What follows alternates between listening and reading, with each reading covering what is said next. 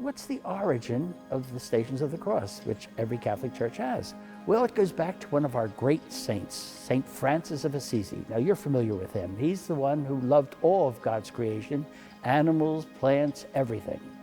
And he visited the Holy Lands, and lo and behold, in the Holy Lands, they were reenacting the stations. And he said, I'm going to take this back with me. And sure enough, he began implementing the stations. They weren't in wood, it was actually people acting them out. But then artists came into the picture. Why can't we imitate Francis and create the stations, carve them out of wood? This is how the Stations of the Cross began in the Catholic Church. We're always looking for opportunities for our students. And one of the things that we've really felt that we have so much talent and ability here of many, many artists, and one was Glenn Eure. Our students did research on Glenn Eure, everything about his artistic work, but also about his life in general. I mean, we found out that he was a veteran, and that was really important to us for our students to really, do this research, find out about this great artist in our community. And then our teachers, our English teachers and our art teachers got together, and the students worked on the project together. And as a result of that, as a dean, I felt it was really important for us to let the community know that COA is a great partner to the Arts Council, but also to the community here in general to really celebrate somebody as special as Glenn Eure.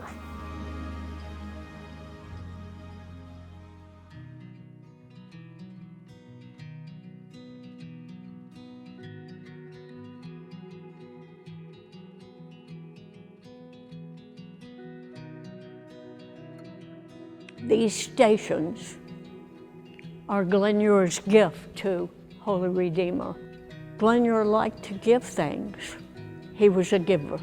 And I like to think that they are a gift of himself to the parish, but perhaps I think of one person who may walk these stations and is looking for something and finds it in one of these.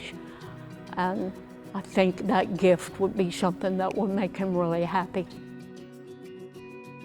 My name is Pat Eure, and I was blessed to be Glenn Eure's wife for almost 40 years.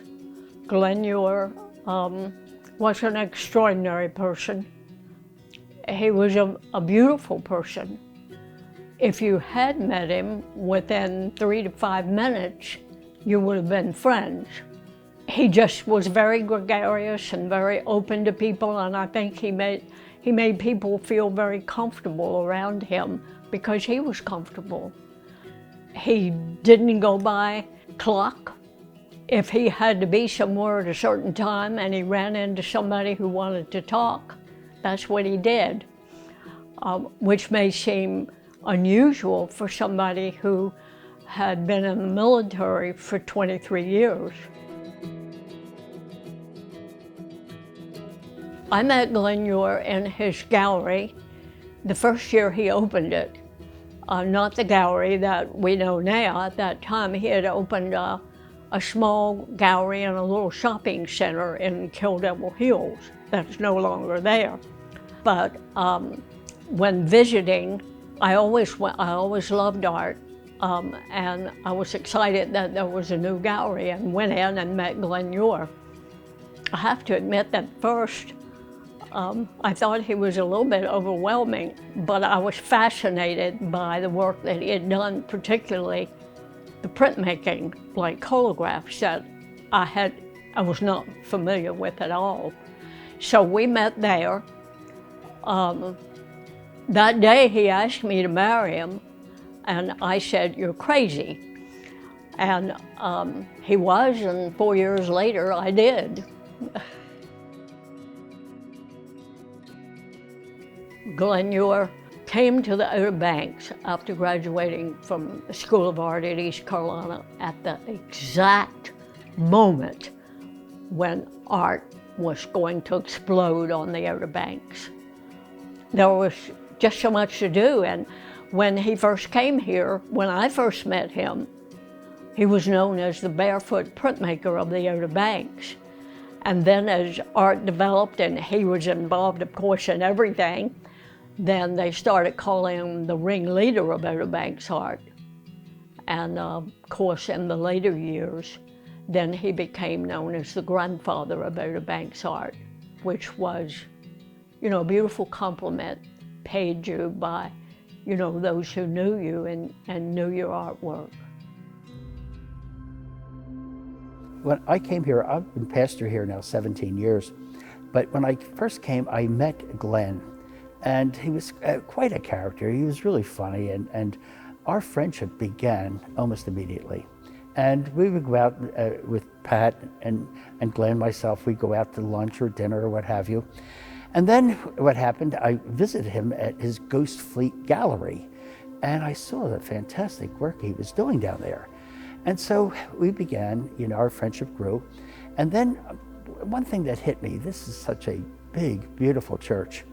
And on the back of the church, we had the Stations of the Cross. It was 14 stations, and these stations they were probably on a space of 30 feet. One station was above the other one, you know, and so I met with the liturgical council, and they were reviewing various places where you could purchase stations, mostly from Italy. And they were really gorgeous, the stations were. So we're going to make a decision, what stations would we purchase for our church? And I said, Glenn, you come with me, you're an artist. So Glenn came with me, and I could see the way he was looking at the stations and all that. I said, what do you think of these? He said, Father, I'll make the stations. I said, what? He said, I'll make the station. I said, Glenn, do you realize what's involved with making the Stations of the Cross? He said, well, I've got to talk it over with my beloved wife, Pat, and then I'll let you know. Sure enough, Pat agreed to it. So he came back, he said, Father, we'll do the stations. When Father Bill Walsh came as the pastor of Holy Redeemer, he and Glenn Eure found that they had something in common. Neither knew the meaning of the word impossible. So Father Bill was Glenn Eure's spiritual inspiration. I think Father Bill prayed, and Glenn Eure carved, and I swept and vacuumed. The stations were created over a decade. Glenn Eure talked to Father Bill because he wanted the Christ figure moving the way we walk when we do the stations at Lent, which also had the beautiful quality that it makes the Christ figure during the Passion always moving toward the resurrection, which is the real meaning of the whole thing. The wood that he used for the carvings are a tulip wood.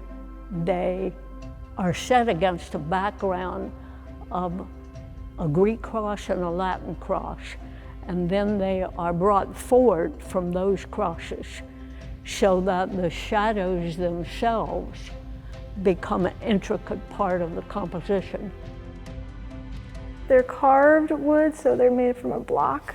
He also has a background in printmaking, so you can see the evidence of that woodblock carving technique also in the way that he uses his hand and carves through. So traditional woodblock printing would be where you would have a piece of wood that you would carve with the chisels to different depths and then take different, like a mulberry paper of some sort, and press with ink on top of it and get a print. And so looking at his background and then looking at these crosses, I can see his history from having other forms of art in his practice. He also used models for the stations. One neat thing about this is he chose models who, for some reason, inspired what he wanted to project in the carvings themselves. Well, I'd known Glenn actually since I got down here in the Outer Banks. I lived above the Ghost Fleet Gallery for a couple of years. According to Glenn, I was the man upstairs. So I'd always known him, got along really well with him.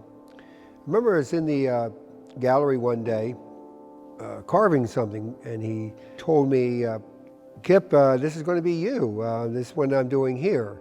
So he gets done with this carving, and I'm looking at it and going, Glenn, I'm not so sure that's me. And he goes, no, Kip, that's Joseph of Arimathea, that's you.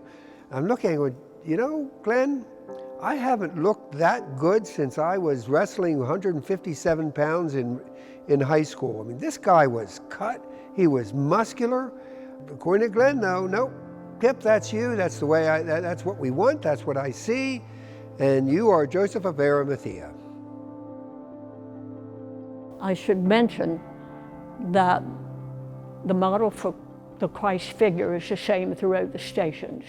A friend of Glenn Eure's, fellow artist, known in the art community as Jason the Tattooed Roofer. Jason has a slight build, he has long flowing hair, and he has a gentleness of eyes and manner that really contrasts with all the tattoos. Well, Jason, minus the tattoos, became the Christ figure in these. I met Glenn, back early 2000, and I replaced the roof on the gallery, and we got to be good friends. He was definitely very inspirational. He was a good mentor and taught me pretty much everything I know about art. I learned some fundamentals in school, but as far as the abstract and just being able to kind of let it kind of flow and come to you. And then one day we were having breakfast with the priest, and he asked me if I would be the model for Jesus on his carving of the Stations of the Cross. And I was like, of course, and he said it would, just take just a few minutes, and he just asked me to let my hair down and, strike a couple poses, and he did a couple quick pencil sketches, but I think he kept everything in his head, And I would help him go hang the crosses in the church, A few times we got to go in there and use the bucket and go up and get them just right, come down, look at them. If we had to move them a little bit, we'd adjust them. He made them in such a way that they were easily adjustable, basic bracket system that he devised to hang the stations up there, man. He was a crafty old guy, and I was just, honored to be a part of that. If you follow just the Christ figure and eliminate everything else from your vision, then you see a progression that to me was one of the most amazing things that Glenn Eure achieved in the stations. The Christ figure in Station 2, it's the Christ from the prayers at Gethsemane, where he's accepting God's will and what he was here to do. There's no reservation in that, there's no hesitation. It's all acceptance. In Station 3, the Christ figure is changed totally. The robes and everything are disheveled. He's stumbling, reeling, already disoriented by the scourging and mockery he's endured. And that one, I think Glenn Eure was pointing out that Christ had a human body, and that weight of the timber on that human body is what I think makes a station. I should say is that Glenn Eure is not an artist who engineers every detail. He's hard to keep up with. He has a lot of sketches that he did for these, some just really an idea when an artist just puts down something on paper. Others, he has more detailed sketches for. I've saved as many of them as I can. I think they're really important. I think the drawings that an artist does is so close to the original creation. But when I study the stations, I think of Station 3 and Station 7 and Station 9 together because they show such a progression. They're the three falls of Christ. The one in Station 3 is just wielding the stick, but this soldier just seems like he enjoys this kind of work. He's got the sword there, but he also used a real stick in the soldier's hands. And that, I think, and that one, the face that Glenn Eure carved of Christ is the most moving in all of the 14 stations. The hands in Station 10 are Father Bill's hands, the hands of the Christ figure. They're powerful hands. Again, Glenn Eure has taken them out of context proportionally on purpose. They're powerful hands because they are prayerful hands. And in that one is the last preparation before Christ's crucifixion.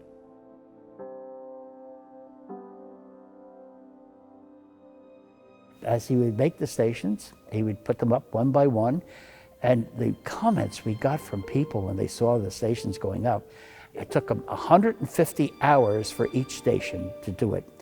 And when people come up and see the stations, they say, Father, these are really beautiful. Who made them? I says, well, our local artist, Ghost Fleet Gallery, Glenn Eure. And so, sure enough, he did them all until he got to the crucifixion, Station 11. He stopped there, and his wife, Pat, told me that he had an episode when he was doing the crucifixion. Station 11. Each station has a story, and this one has a story that I would never forget.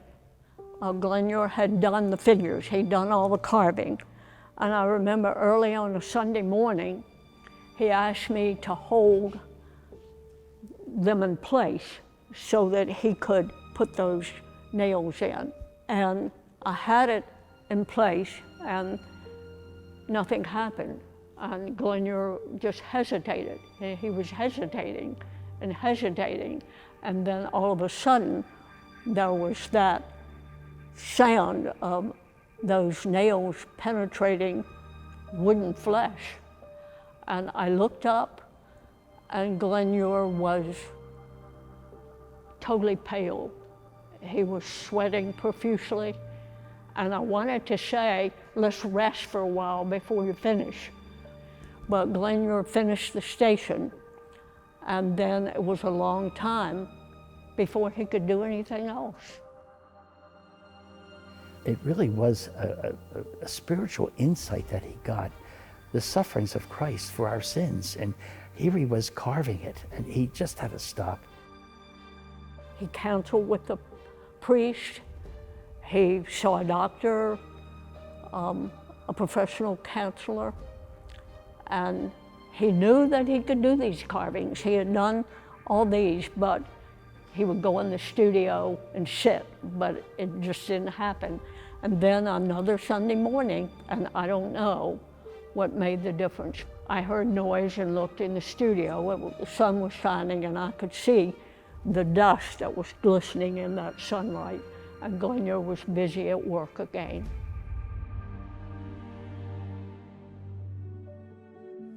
When they were finished, they were just masterpieces. We came to a very conservative estimate that these stations are worth $1.5 million. And Glenn donated those to the church. And what happens when our visitors come every summer, they can't get over these stations. They're so lifelike. And Francis of Assisi would be very proud of our Glenn Eure in what he did in reproducing the Stations of the Cross here on the Outer Banks. Glenn Eure has an endowment for arts education that gives a scholarship each year to a graduating senior who's going to continue in education in the arts. And that was very important to him and very meaningful to him. For me, as a College of the Albemarle student, I'm aware of Glenn already, but talking to other students, I don't think that they were really aware of how huge an influence he has been. COA is doing a good job to try to incorporate that. Glenn gave so much to our area, and we want to make sure that his legacy continues in that manner. If you had asked Glenn Eure, Ben, what do these mean to you? He probably couldn't have told you. He was not a person who articulated what meaning was in his artwork. He just enjoyed doing it and sharing it with other people. I know that Glenn Eure was, and in spite of the fact that, you know, he was so jovial and so gregarious and so outgoing, he was really also a very deep thinker. So there was a lot in those stations for him that we'll never really know.